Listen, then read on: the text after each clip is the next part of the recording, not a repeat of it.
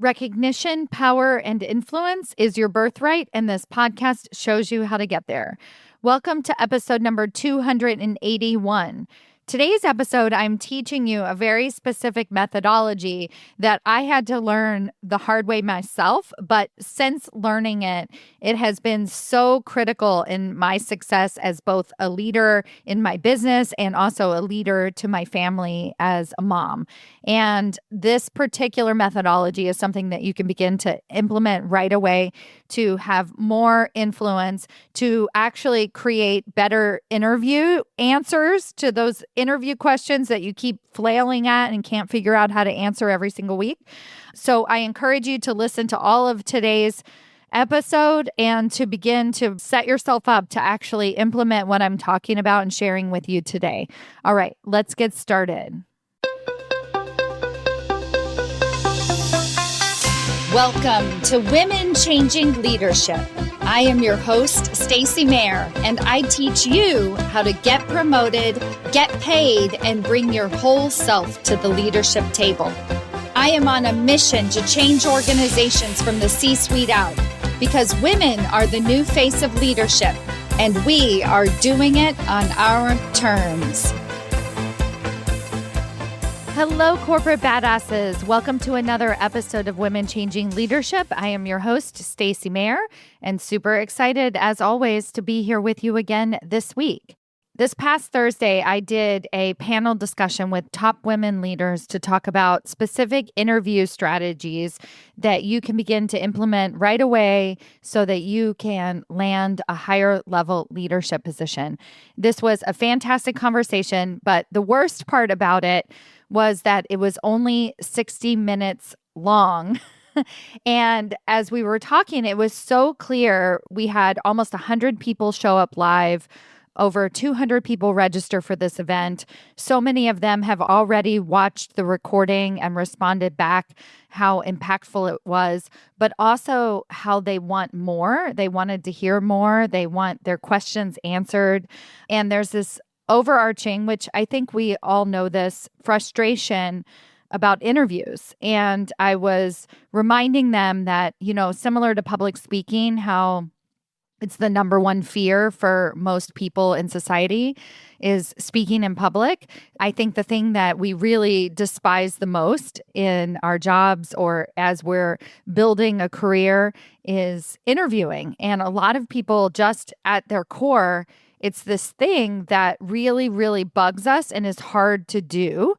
And that is basically grounded in the fact that we feel like we have to prove ourselves. It's hard. It feels frustrating to go into a situation where you feel less than and that you have to speak to somebody and get them to see your value and so on. And that's a really just inherently core, difficult place to be. And so this conversation was such a great reminder that if we go into these conversations feeling whole, feeling complete, feeling excited, having a back and forth conversation with the person who's interviewing us, well, of course, we're going to feel better about interviews. Like that's automatically going to set us apart to actually get the job offer.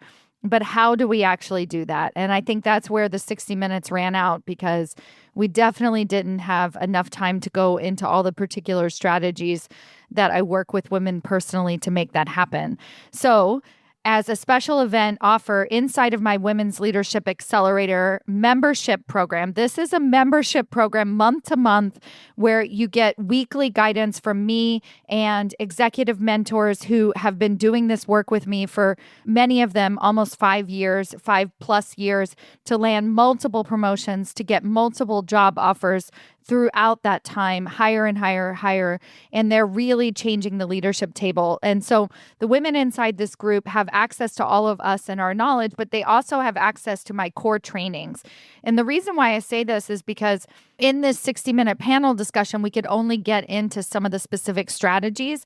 But if you join my membership, you get the actual guides. You get how to answer the interview questions, how to speak to a recruiter versus a hiring manager versus a CEO when you're interviewing, how to negotiate salaries, how to follow up with direct messages after the interview. All of the how-tos are inside of my executive interview course.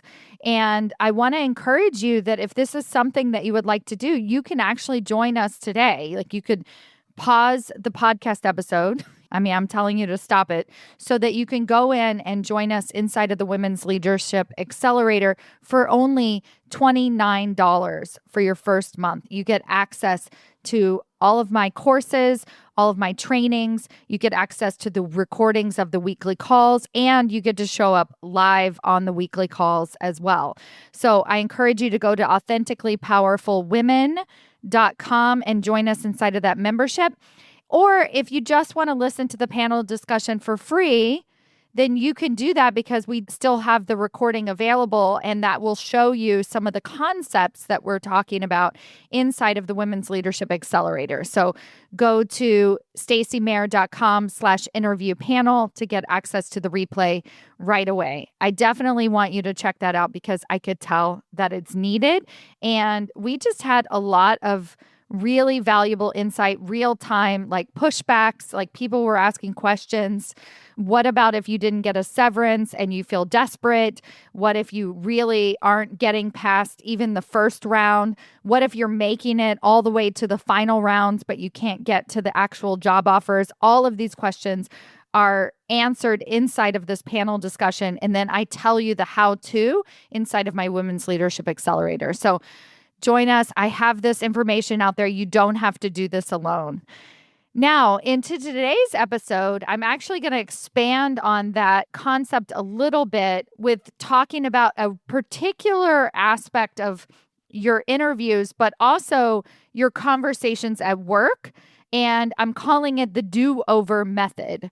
So in this do-over method, I'm going to show you how in real time, when you screw up, when you don't answer a question the way that you wish that you were answering it, and I mean, this is in interviews, this is also in one-on-one conversations, how you can use the do-over method to try again. All right.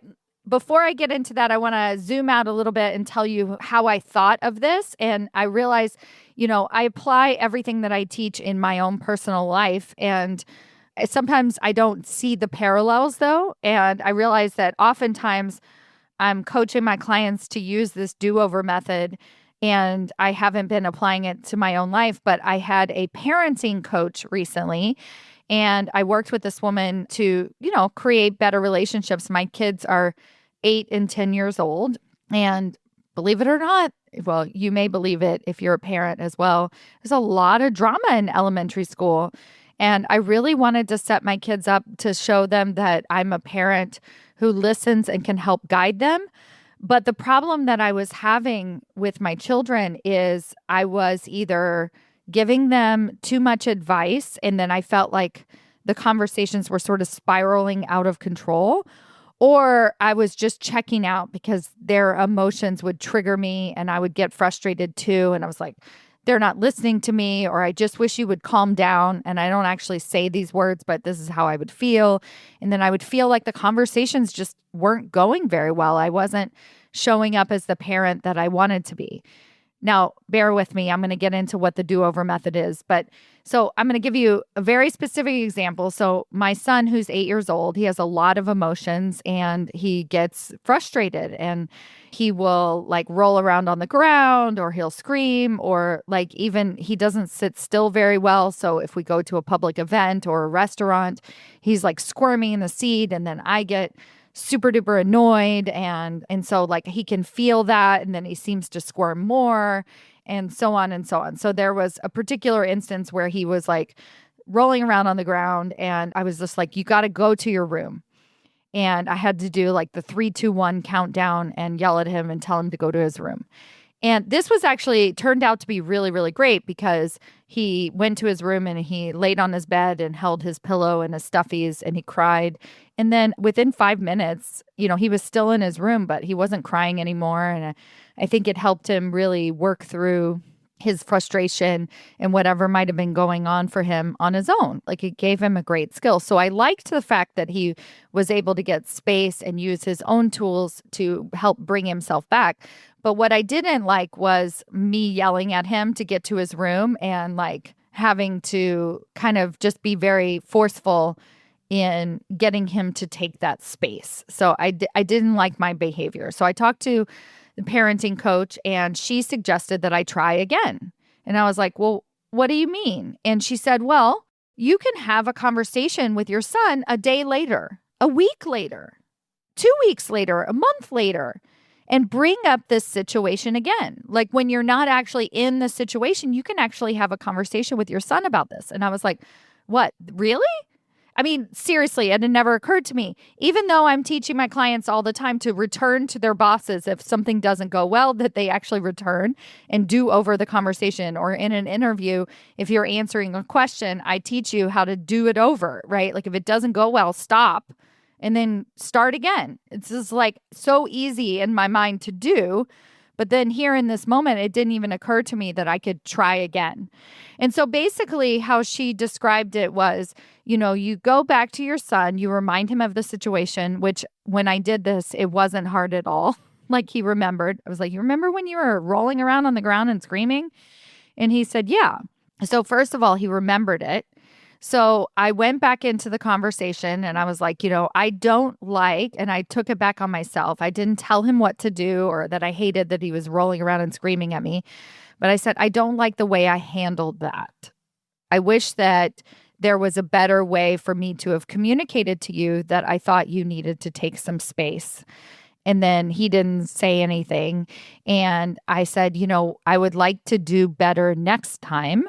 And I shared with him my desire to have this relationship with him that really supports him in his feelings, and that it's important for me to let him feel his feelings. But when his feelings are taking over him in a way that's not productive, that I can show him another choice. And so because it was a moment where we weren't upset and I wasn't mad at him and I wasn't reprimanding him, we were able to have a very intelligent conversation. Essentially, he told me what was going on for him at the time and why he was so upset, and something about he felt like I don't listen to him or whatever. And we sort of got to the bottom of that, and I apologized for that. And I said I would do better to listen to him. And then we developed a plan for the next time. The specifics of that particular situation, I want to say, long story short, too late, is not as important as the idea and the concept that I went back to him and revisited the conversation, the willingness to do over. Because what happens for us in parenting or at work is that we feel like we can't go back. It doesn't make sense to us to go back and revisit the situation, especially if we failed and it didn't feel good how we answered the question. We don't want to do over. What we want to do is move on as fast as possible. And we think it's just going to go away, but then we find ourselves in this repeated pattern. So let's look at interviews, for instance, and how you can do the do-over in the actual interview itself. So many of you can tell cognitively that you're spiraling out of control. Like, when you go to answer an interview question, that it's kind of like even really a lot of you might at first notice after the interview, but even in the interview, there is that moment, that split second where you're like, oh my God, I'm rambling. Like you can maybe feel your heart racing a little bit. You feel like defensive. You don't feel like you're connecting with that other human being. And you're like, oh, I just want to get to the end of this answer and move on to the next question. I encourage you in that moment when you feel it, typically you're going to feel it in your body. You're going to notice like your heart racing, your palms sweating. Maybe you're getting hot. Like I turn red. If you're on Zoom, you can actually see yourself turn red a little bit. And you're going to pause in the middle of a sentence. I don't care. And you're like, give me a second. Or you just don't even say, give me a second. You just stop. Just stop talking. And what that does is the other person who's interviewing you kind of looks at you and they're like, okay, where's this going? And you're like, take your deep breath in the moment, like model great leadership behavior. And you'll be like, you know what? Let me try that again. What I'm actually trying to say is, and just answer the question again. Slow down. Figure out, and a lot of times you really can come up with a better, different answer the second time. Maybe you have to zoom out. Maybe you tell a better story and sometimes another thing that you can do is you just didn't understand the question properly. And so when you find yourself like spiraling, it's because your intuition is kicking in and saying, you're not actually answering the question. Sometimes you can even see it in their eyes. They start to gloss over, or maybe they look down at their notes, or they start typing and you're like, oh my God, I'm losing them. I'm losing them. And then I just want you to do the same thing. Pause and say, can you repeat the question, please? Like, I just want to make sure I fully understand it, right? Even if you're halfway through your story and you're like, you know what? Let me stop there. Can you repeat the question again? I want to make sure I'm really hearing you. Imagine what happens for that person who's interviewing you when they see you take that type of leadership over yourself. Because the person who's interviewing you can feel the spiral. A lot of times they can't identify it, but what they do is they start to check out. They look away from you. They go down to their notes. You aren't answering the question in the way that's actually useful for them. But when you can pause for a second and say, can you repeat the question? Or let me try that again. You're showing them that you know how to stay in the moment, that you know how to hold yourself accountable, that you're smart enough to zoom in and see your own weaknesses. You're showing them that you can show up as a higher level executive leader simply through the act of doing the do-over. When I was having the conversation with my son the second time, not the first time, I felt like the most powerful freaking mother in the universe. Like, I was like, wow. Going back to my son and having this direct heart-to-heart conversation after the fact is literally one of the most badass things I've done as a mother. It forced me to forgive myself, to not hold myself to perfectionism, to hold myself accountable, to actually show him, hey, I'm here for you. I want to do better. One of the things my parenting coaches said, this is the first time I've ever parented an 8-year-old boy. Like, actually tell him that. I did tell him that, and it was so helpful. So take some of this and start to apply it to your own leadership at work. Now we're going to go into the conversations with your boss, or let's say in a big meeting. Same thing in a big meeting. If you find yourself answering a question or even in a presentation, you feel like you're going in the wrong direction, just do the simple pause and do over. Let me try that again. Okay, so that's one thing. The other thing that you can do is you'll have a one-on-one with your boss, and I guarantee that you're going to go into the weeds too much. Your boss is going to ask you a question, how to solve something, how this thing is going. Maybe you get a little bit defensive. Maybe you answer it the wrong way. Maybe you start rambling. Maybe you don't give him enough information. You know, whatever that might be, there is something that happens for you every single week, whether it's a conversation with your boss or your direct report or a peer, that you want to do over. And you wish that you had done it differently, I guess is the first thought that you probably have. And I want to encourage you to be real with yourself. So there's this great thing that we do to ourselves when we experience perfectionism is that women are very good at obviously beating ourselves up. So we're like, oh, I should have done that better. And then the way that we overcome it is that we say, oh, Stacy, get over it. It's not that bad. You're good enough. You're smart enough. You can do this. You know, you're a great parent. You're a great boss. You're a great leader. You deserve this role, whatever that might be, that you tell yourself to get over it and move on. And this is how we survive. But it's not how we thrive in leadership. The way that we thrive in leadership is by doing the do-over method, by actually saying to ourselves, you know what, that did suck. I did not do that well, and I'm going to try again. The try again is when we truly change, when we become a different person. You know, in the interview process, when you try again, your second answer probably is better. And what happens is, obviously, all the great things, they start to see you as a leader that can take accountability for yourself, but you actually learn how to answer the question better. So then now the next interview you go into, you're better. You're a better interviewer. You're answering the question in a stronger way. And so this is so important that you actually start to take ownership of your own leadership. Lead yourself first. This isn't even oxygen mask first. This is taking accountability for your actions and returning to the scene of the crime. So the first thing I want you to know is that when you have a situation where you're sort of like, I wish I had done that better, you're right. You're right. Do it better.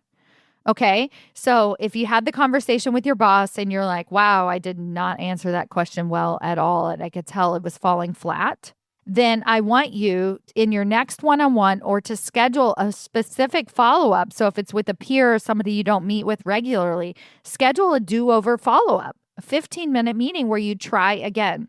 And what you're going to say is you're going to say, I thought a lot about our conversation. You made some really good points. And I want to revisit that moment if possible, or more like, I want to revisit that question if possible. It was a great question. I've thought about it some more. I have some other thoughts and I would like to share them with you. And typically what's going to happen is the other person is going to be like, oh yeah, sure. Great. That's awesome. Sure. Let me hear it. And you're going to be able to speak to the answer in a stronger fashion. Now, remember, the peer, the boss, the direct report, typically speaking, we're not talking about the really bad things you do where you actually pissed somebody off. We're talking about those subtle moments, those subtle moments where the person who's listening, like your boss, like your peer, they don't actually care. They don't notice that you've fumbled. They don't notice that you answered the question poorly. They're not actually thinking about you.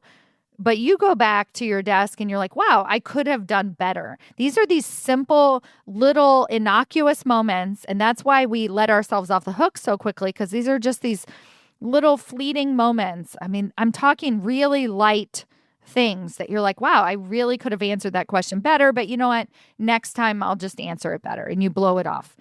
The reason why I know this do-over method works is because, first of all, I know that you don't even think about it, because my clients come to me and they'll be like, oh, this weird thing happened with my boss. It's like, I feel like I could have answered the question better, but, next time I'll do better.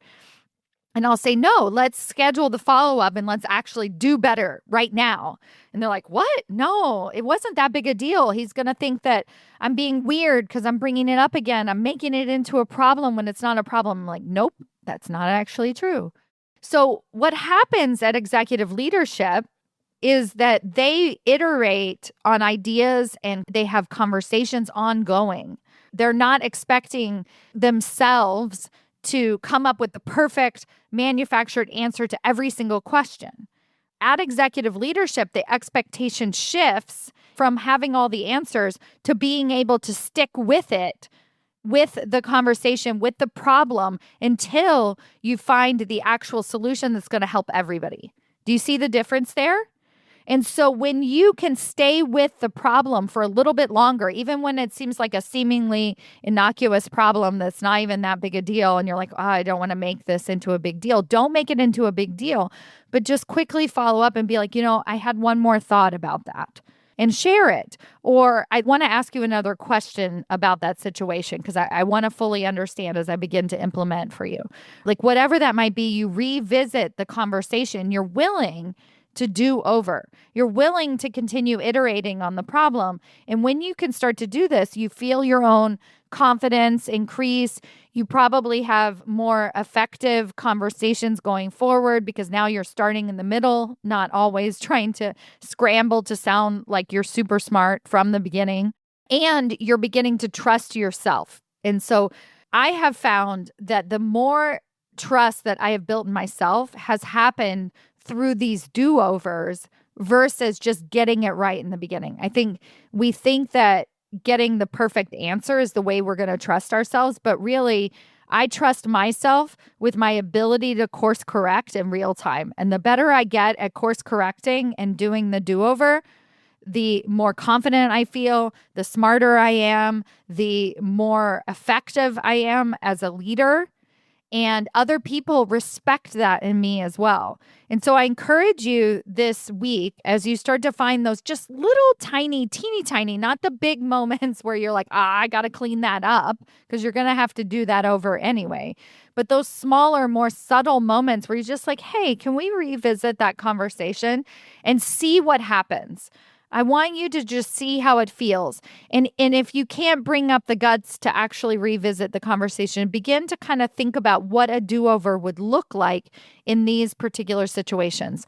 I guarantee when you get better at doing this, you are going to get faster, better results in any of your goals, whether it's to get a promotion, to get hired for a higher level leadership role, to build stronger relationships at your company, to have more influence at your organization, to be included in the conversations, to have that voice at the table, whatever that goal might be, you're going to get to that goal 10 times faster if you begin to take ownership and actually follow up and have these conversations over and over and over again. All right. I can't wait to see what happens when you start to implement the do-over method. Please continue to stay connected. If you found this podcast episode valuable, or even if you found other podcast episodes valuable, please share it with your friends. We need to get more women like you at the leadership table in this podcast and my teaching and my membership, and the women who are graduating and sharing the work that we're doing inside of the leadership table are the women who are changing the leadership table. All right, my friends, thank you all so much for listening, and I'll see you next week. Bye.